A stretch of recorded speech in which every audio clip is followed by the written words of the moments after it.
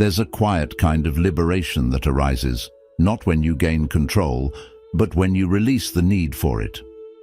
Think about how often we grip tightly to outcomes, worrying about what might collapse tomorrow, trying to predict every twist of the path ahead. But the truth is, most of what we fear never comes to pass, and in the process, we sacrifice today's peace for a future that hasn't even arrived. Worry is like trying to carry an invisible weight. It exhausts you without ever moving you forward. It traps you in imagined futures and pulls your attention away from the strength, calm and clarity you already hold inside. But something shifts when you choose to let go, when you stop resisting the flow of life and begin to move with it instead. You create space, and in that space, life begins to meet you with unexpected grace, not because you forced it, but because you stopped standing in its way. In this video, we'll explore 7 timeless lessons from Buddhist philosophy, teachings that gently guide us away from the chaos of overthinking and back into the stillness of the present moment. These aren't quick fixes or empty mantras. They are truths that, when practiced, can help you step out of fear and into a deeper sense of freedom that's always been waiting within you. Lesson 1. Fear is a seed, and what you plant, you nourish. In Buddhist philosophy, your mind isn't just a passive observer of life. It's the soil from which your entire reality grows. Every thought you water becomes a root, and fear, if left unchecked, doesn't just sit quietly in the background. It multiplies, it wraps itself around your decisions, colors your relationships, and clouds your sense of self. Fear isn't just a feeling. It's a filter, a distorted lens that makes the world look more hostile, more uncertain than it actually is. The danger? When you begin to fear something deeply, you start living as if it's already happening. You breathe life into the very thing you're trying to avoid. Picture this. You're afraid of being let go from your job. That fear shows up in small ways. Hesitation in your voice, second-guessing your ideas, playing it safe when boldness is needed. And over time, that hesitation sends signals to your team, to your boss, even to yourself, that something's off. Ironically, fear pulls you closer to the very thing you hope to escape. It happens in relationships too. Fear of abandonment makes us cling, overthink, doubt every silence. And that tension, it doesn't build closeness. It creates distance. The relationship begins to crack, not because of what the other person did, but because fear was left to grow unchecked. But here's the truth. Buddhism reminds us of, your mind is fertile ground. It doesn't discriminate. It will grow whatever you plant: fear, anger, doubt or calm, clarity and compassion. You are not a victim of your thoughts. You are the gardener. And gardening doesn't mean pretending everything is fine. It means becoming mindful of what you're watering. When fear shows up, pause, take a breath, ask, is this thought building the life I want, or slowly dismantling it? Fear thrives in the dark. But when you shine awareness on it, when you call it out, it loses its grip. You begin to see it not as a monster, but as a messenger, a chance to return to presence, a moment to re-choose peace. And once you do that, once you stop feeding the fear, you'll notice something remarkable. The world around you begins to shift. People respond differently. Opportunities flow more freely. Life softens, not because it changed, but because you did. Lesson 2.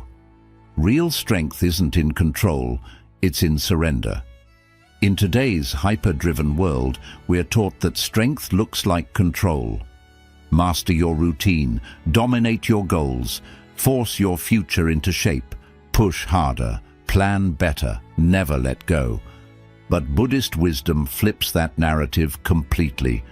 It says, strength isn't about gripping tighter, it's about knowing when to release. Letting go isn't failure, It's clarity. It's recognizing that life is not something you can strangle into submission. It's something you must learn to flow with. You act with intention, but then you trust. Imagine trying to hold water in your palm. The harder you squeeze, the more it slips away. But leave your hand open, and it stays. That's what surrender is. Not passivity, not weakness, but the quiet strength of someone who has done their part and knows when to step back with trust. In Buddhist philosophy, surrender isn't retreat. It's a sacred collaboration with reality. You stop resisting every twist in the road and begin walking it with grace. You stop demanding that life obey your timeline and start listening to its deeper rhythm. And here's the miracle. When you stop forcing, your energy returns. The tension lifts, your mind clears. And suddenly the world looks different. The path ahead that seemed blocked, it opens. The people you needed, they show up. The answers that felt out of reach, they find you. Not because you chased them, but because you made space for them to arrive. True surrender is not the end of effort. It's the end of struggle. And in that space of release, you don't lose control. You discover a deeper power, a power rooted not in domination, but in alignment. When you let go of needing to control everything, you begin to realize you were never meant to carry it all alone. Lesson 3. Anxiety belongs to the future. Peace belongs to now. Buddhist wisdom teaches something quietly revolutionary. Anxiety can't survive in the present moment. It feeds off anticipation, off imagined futures and worst-case scenarios. It thrives in the mental fog of what if and what might go wrong. But here's the thing. None of that is real. It's all a movie your mind is playing in advance, a script that hasn't even begun. So the next time you feel anxious, pause and ask, where is my mind right now? Chances are, it's sprinting ahead, constructing stories, anticipating pain, trying to solve problems that haven't even happened. And while your attention is trapped in that illusion, you miss the only place where life is actually happening. Right here, right now. This moment, this breath is your anchor, and in this single breath, you are safe, you are whole, you are not drowning in the storm of what could be. You are resting in the stillness of what is. Buddhism calls this mindfulness, but it's not just a technique. It's a return, a coming home to your body, your breath, your being. And every time you return, you weaken the grip of anxiety. You stop pouring energy into a future that hasn't arrived and begin to reclaim your peace, one breath at a time. The mind is loud. It spins, warns, plans, panics. But the present moment, it whispers. And if you listen closely, it tells you the truth. There is nothing to fear right now. There is only this breath, this heartbeat, this quiet space where life meets you. Peace isn't a place you chase. It's a presence you remember. Lesson 4. Most of the weight you carry was never real to begin with. So much of the heaviness we feel isn't from life itself. It's from the stories we tell ourselves about what might happen. Buddhist wisdom gently reminds us, our deepest anxieties rarely come from reality. They come from imagination. We become authors of endless tragedies that never take place. Sleepless nights worrying about conversations that go better than expected. Stomach knots over future disasters that never arrive. We carry these imagined fears like stones in a backpack. Heavy, invisible, and entirely optional. Why does this happen? Because the human mind is brilliant at storytelling. It's like a novelist who refuses to take a day off. It scripts scene after scene of what could go wrong, failures, betrayals, endings.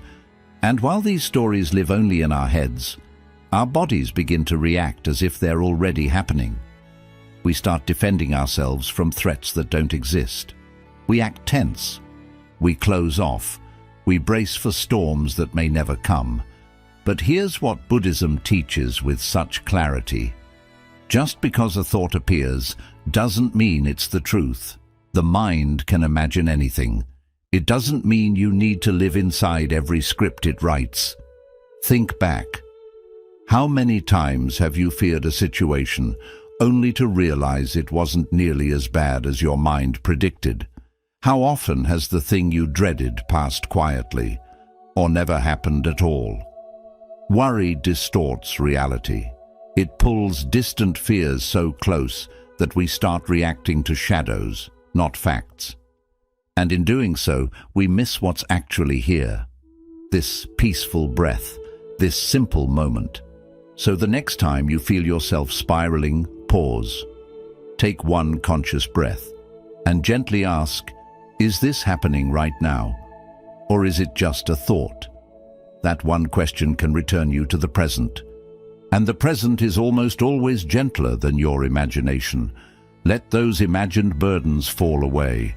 You never needed to carry them in the first place. And once you stop living inside your mind's predictions, you'll notice life feels lighter, kinder, and far more real. Lesson 5. Letting go of control is how you begin to trust. There's a humbling but liberating truth at the heart of Buddhist wisdom. You can't surrender to life while clinging tightly to the illusion of control. You can't hold the steering wheel and still trust the road will carry you. Control and faith move in opposite directions. The more tightly you grip control, the further you drift from trust. And the more you lean into trust, the more you're asked to let go. Trying to micromanage every detail of your life, every outcome, every emotion, every person, is like quietly telling the universe, I don't trust you. It's a subtle form of fear, a fear that without your constant effort, things will collapse. But the question is, has all that control ever brought you real peace, or has it just left you exhausted? Often, the more we try to hold everything together, the more we feel like we're falling apart inside. We confuse hypervigilance with strength, when really it's often anxiety in disguise. Control creates a false sense of safety, but it comes at a cost. Constant tension, fatigue, and a mind that never rests. Faith, in contrast, is not weakness. It's not blind surrender. It's an inner knowing that says, I've done my part. Now I allow life to do the rest. It's powerful because it frees you from the trap of obsessing over every detail. It lets you act with clarity, but without being attached to how things must unfold. Faith creates room for mystery, for timing and outcomes beyond what your plans could ever predict. Buddhism teaches us to release this attachment, not by withdrawing from life, but by participating with presence and humility. You plant your seeds, you show up, you nurture your effort, but you don't dig up the roots every day to check if they're growing. Some things take time, some answers arrive only in silence. Some outcomes are better left to the quiet intelligence of life itself. So ask yourself, are you gripping so tightly that you've forgotten how to breathe? Are you trying so hard to force a future that you've stopped believing in the wisdom of the unfolding? Letting go isn't defeat. It's an act of courage. It's choosing to meet life halfway, doing your part, then stepping back in peace. Because that's where real strength lives, not in control, but in trust. And that trust is where peace begins. Lesson 6. Growth begins where the grip ends. Lesson 6. Letting go isn't the end of caring. It's the beginning of growing. Worry has a subtle way of closing in around you. It doesn't slam the door all at once. It creeps in slowly. One overly cautious decision here. One moment of overthinking there. Before you realize it, your world has gotten smaller. You start labeling fear as being careful. You shrink your voice to avoid judgment. You dim your dreams so they don't seem too risky. But here's the quiet truth. Worry doesn't protect. It limits. It places invisible fences around your potential and convinces you they're for your own good. It's like walking through life with your shoulders constantly hunched, always expecting something to go wrong, always bracing. And in that tension, you stop growing. You stop reaching. You stop being fully alive. But when you begin to let go, something beautiful happens. You stop trying to control every ripple and start paying attention to what's actually yours. Your breath, your response, your presence, your kindness. You begin to shift from surviving to living, from managing life to dancing with it. Picture yourself standing in a flowing river. Try to trap the water in your hands and it slips away faster. But the moment you stop grasping, when you trust, when you float, the river carries you. That is surrender. That is growth. Letting go doesn't mean giving up. It means choosing freedom over fear. And the more you release the grip on outcomes, on old wounds, on imagined dangers, the more space you create inside yourself. Space for courage, space for joy, space to expand. Letting go is not passive, it's powerful. It's a bold return to the present moment where life is no longer something you embrace for. It becomes something you join in on. Ask yourself honestly, how much of your energy is spent worrying about what might go wrong? And what if that same energy could be redirected into creating something meaningful, into showing up fully in your relationships, into simply trusting the process? When you loosen your grip on how life should unfold and start moving in rhythm with how it actually is, something shifts. You no longer feel like you're carrying the world. You begin to feel carried by it. Letting go isn't weakness. It's the quiet courage to stop playing small, to stop hiding in fear.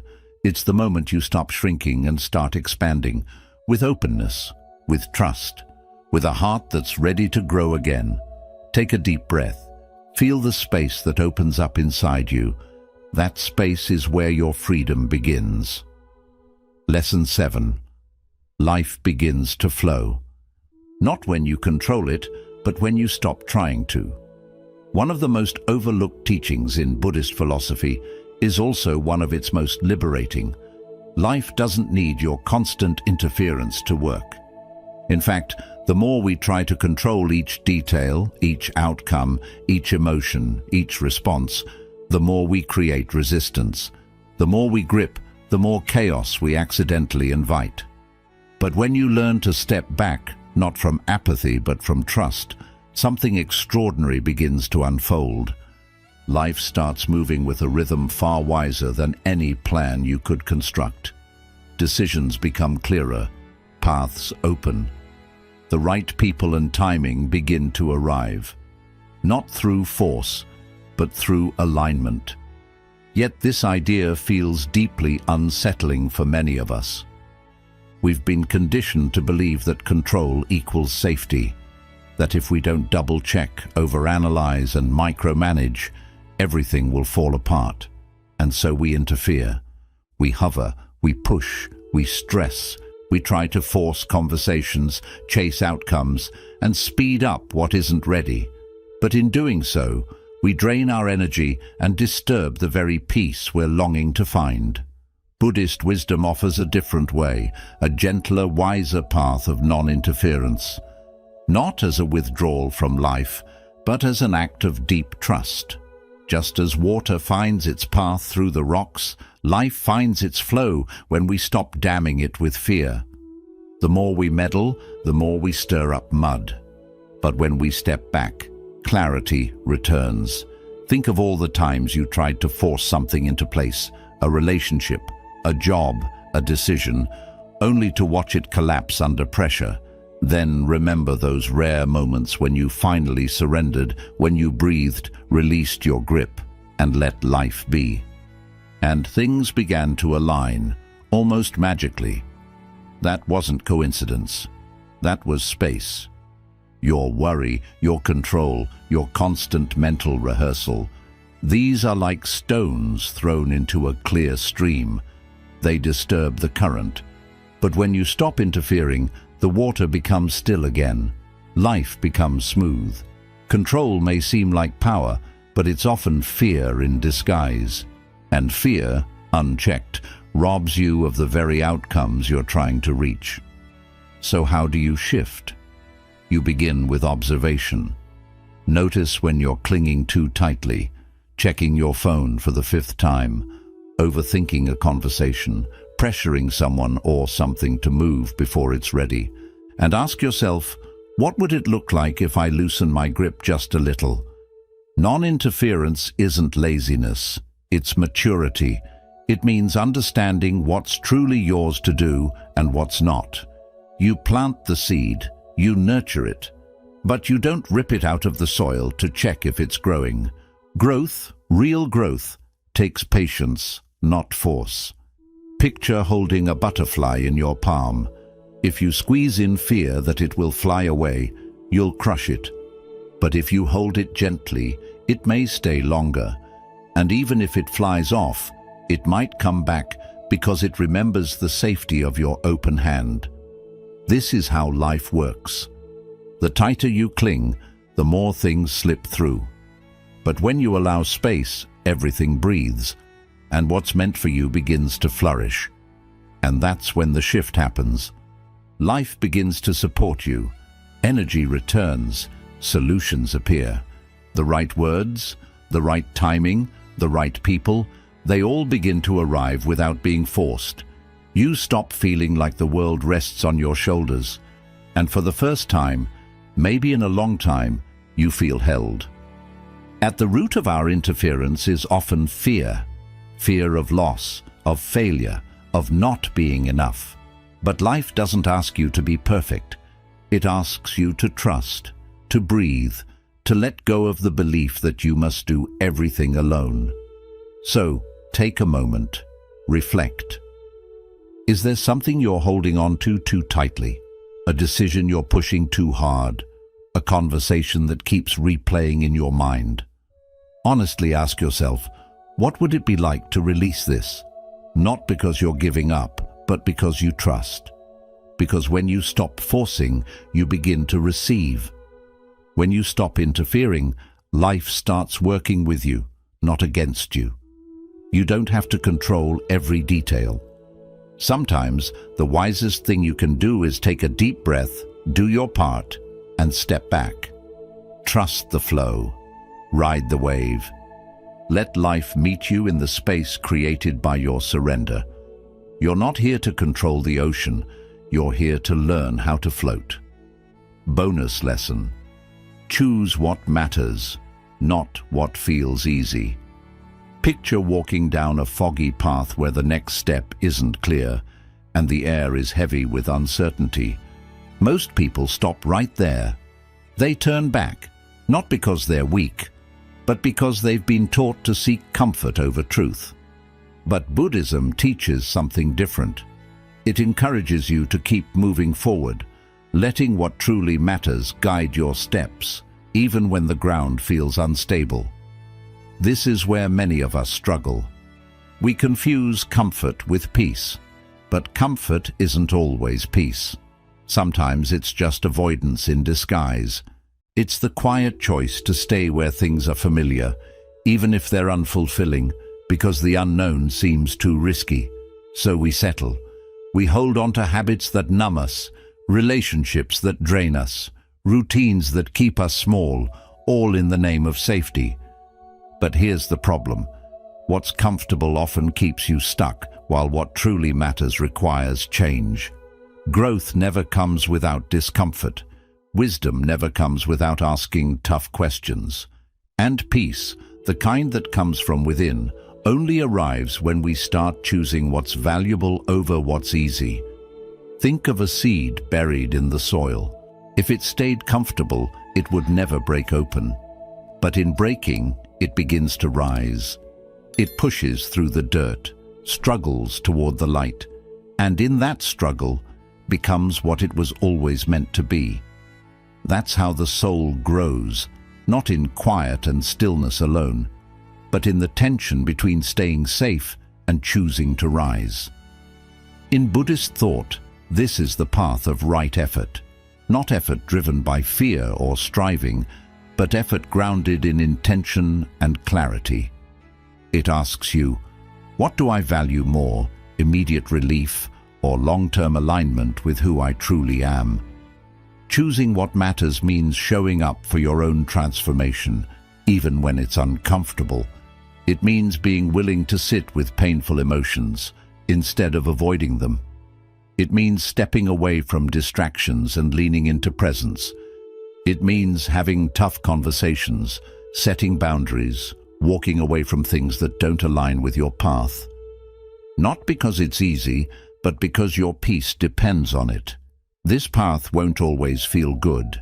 It may not always feel clear, but it will always feel true. So ask yourself now, what in your life feels comfortable, but is quietly costing you your peace? What are you holding on to out of habit, fear, or familiarity? And what would it look like to choose differently, not recklessly, but thoughtfully? Choosing what matters often means choosing stillness over speed, silence over noise, integrity over approval, presence over escape. And in those small, quiet choices, we begin to change, not just how we live, but who we become. You are not here to stay small. You are not here to stay safe at the expense of your soul. You are here to wake up, to grow, to unfold, to return to the simplicity of your inner truth. That journey may not be easy, but it will be worth it, because in the end, comfort may keep you warm, but it won't set you free. Choosing what matters will. So today, take a breath, honestly look at your life, and ask yourself, not what feels good, but what feels right. Then trust that answer, however uncomfortable it may be, because that is the path, that is the practice, and that is where peace begins. Conclusion. So now, the question isn't, what do I need to control? It becomes, what am I finally ready to release?